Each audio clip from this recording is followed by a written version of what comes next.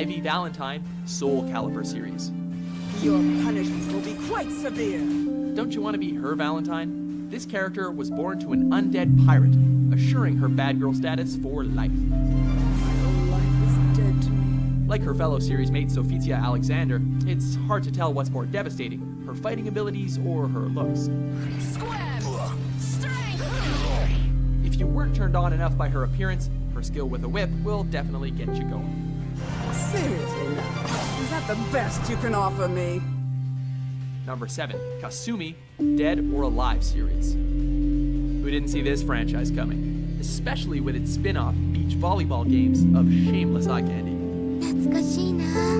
Still, we're picking poster girl Kasumi for this entry, as not only does she have a killer body, but her high kicks and cartwheel attacks leave enemies begging for mercy. Still, when she's not frolicking in the bounce simulator, she's laying the smackdown on her evil clones. I will fight on, and I will defeat you. Number 6, Morrigan, Darkstalker series. Will you amuse me?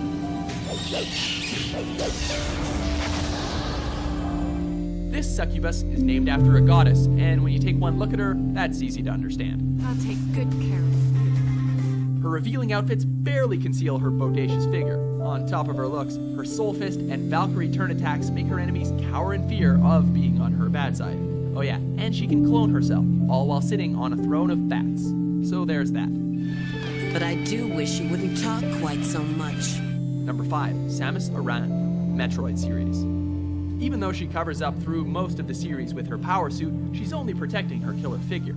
And in the first few Metroid games, the only way you could get a glimpse of her without the suit was to speedrun through the game.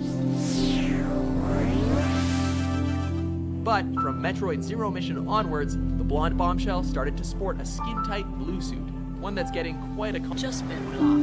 Gotta be joking. A photojournalist, she uses intelligence to get a job photographing animals for a science museum and solving puzzles.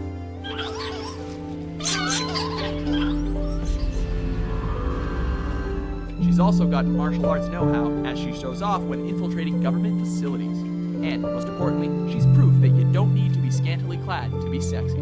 Yeah, I'd like to know too. Like who's actually telling the truth in all of this? Number 3, Tifa Lockhart, Final Fantasy VII. Remember that childhood friend you had who grew up and became insanely hot? Do I know you? Neither do we, but theoretically, that's what Tifa is for Cloud Strife, the protagonist of this game. Her wife-beater and miniskirt show off just how much she's matured since they were little. Still surprises me though. In addition to her curvaceous figure, she's a total badass who owns a bar and excels at hand-to-hand combat. Number 2, Chun-Li, Street Fighter series. You ready for this?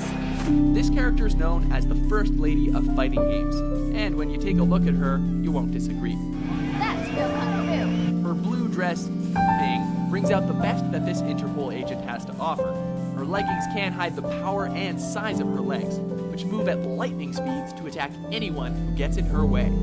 Cammy may show more skin, but this Chinese gal earns her spot for style over substance.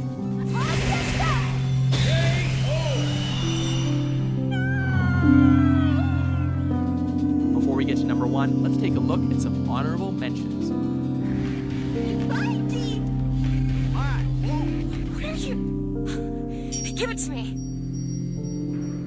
Oh, you don't get to be jealous. If it makes you feel any better, my relationship with Flynn is strictly professional.